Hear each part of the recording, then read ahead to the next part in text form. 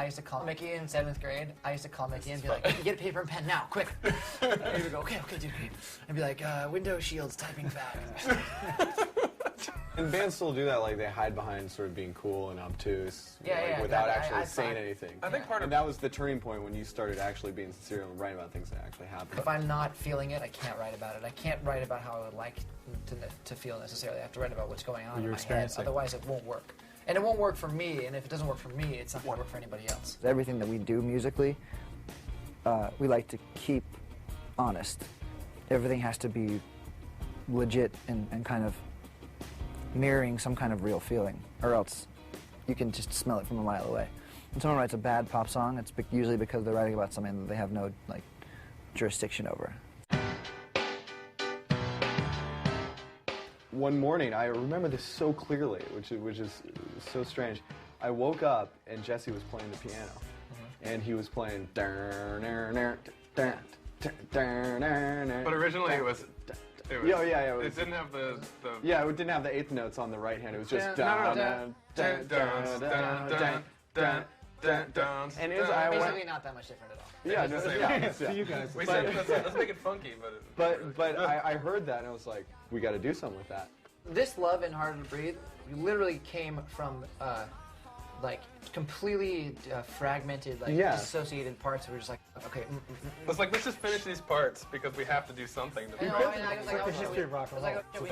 It's like, oh no, I'm just gonna take a day. Well, I know, and I think that's we can just put parts together, and then you can just come in and sort of hear the melodies over whatever we put together. We know when we have good parts. I remember when we were in the studio and I was writing the melodies to This Love, and I remember we had put together. I had written the chorus progression, and Jesse had that part, and literally those parts were put together. And I sat down on the couch, irritated, like.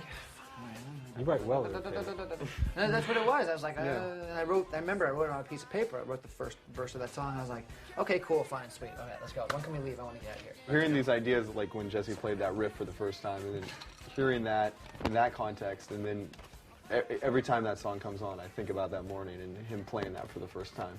That's like one of the coolest things about this whole experience.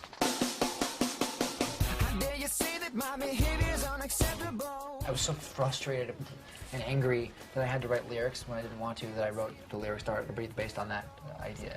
The riff from Harder to Breathe was actually in the song Not Coming Home. It was the bridge in Not Coming Home, I believe. Remember, it was more complicated. Yeah. So we simplified it. It was more unnecessarily quick. Yeah. No, remember it used to go. Yeah. Yeah. And we made it dumb. Tweaked it. We made it dumb. We made it dumb because dumb is better sometimes. That was Shaft, I think you're talking about. Yeah. We basically we twisted it around and we simplified it, and it became the basis for Harder to Breathe. And then I wrote this hook in the shower. Apparently, James heard me sing it or something. And I just came up with this hook and the Harder to Breathe thing, and then we put those two things together. And Jesse had this chord progression on the piano that he had. Jesse and I have always had a really good relationship for writing because he's into other things that I'm not into. He's a huge jazz man and he's classically inclined. All of his chord progressions are really classical sounding. And so then I write, my melodies over that, which are very accessible, but it's over really kind of dark and intense chord progression. So that juxtaposition is really nice. And he's so creative in a way that I'm not. There's no set process. The songs have come up, either Adam's written something all by himself, all the music and the words, and we've just put it together as a band in terms of the structure, or I've written a chord progression that he's written melodies to, or Ryan started to play a drum beat that sort of made a chord progression come out of nowhere while we were all playing in band practice, and James and Adam wrote She Will Be Loved together one night, and it took like an hour to write the whole thing. Wow.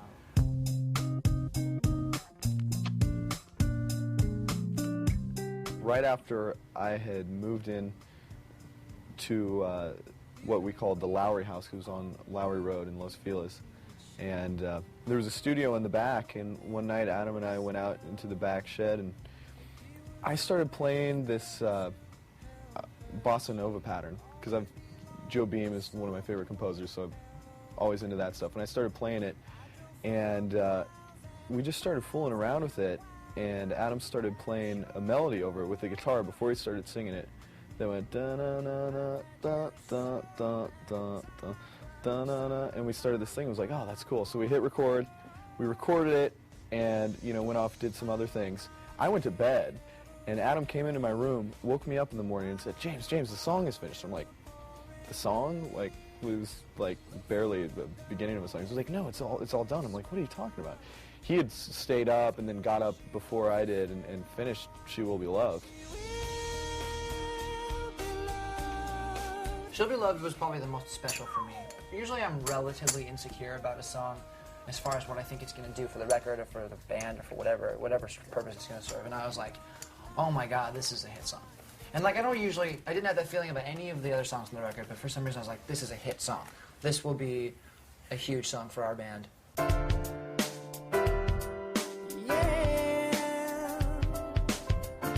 Sunday Morning is actually the oldest song on the record, but it was pretty different when we first started playing it as it ended up on the record and how we play it now. But In what way? we used to have a saxophone solo. Hey, played by Jared Levine, my father. It was we simplified it in terms of it. I mean, we just sort of stripped it down to the bare essentials. But that was probably the first time when Adam used Stevie Wonder as a point of reference, which was like the first sort of nudge. He didn't announce it. I mean, you just heard it. In other words, it was like I would come out. I basically did announce it. Yeah. I want to sing like this now. Yeah. Because I cool. like this. That's why I finally discovered my voice. Well, that's honestly, like this. I think I'm most On Sunday morning or not? Or on not? Sunday No. morning, yeah. On Sunday,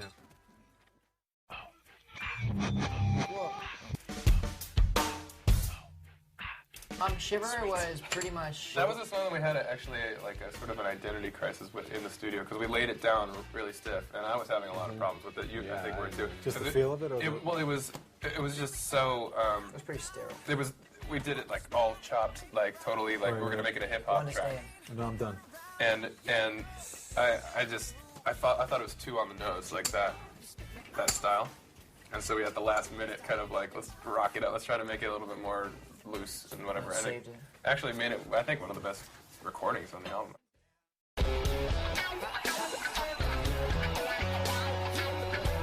Not Coming Home, the fact that was the first of the new breed thing. I mean, that was the shit. Well, that was very decided, like we're going to try to be this at that point. Because we were... How cool. We were, like, listening to, I think, even, like, Busta Rhymes was, like, an influence on us at that point. Like, this sort of, like, pulsing, like, mid-tempo groove with the fast kind It's honestly slow-fast. That was the slow-fast.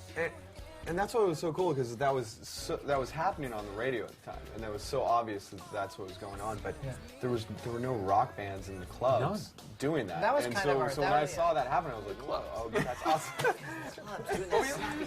We literally said that. We're like, let's write us a song like that, you know? It's true. And in 20 minutes, Totally we no kind of rock had the band. basis of what it became.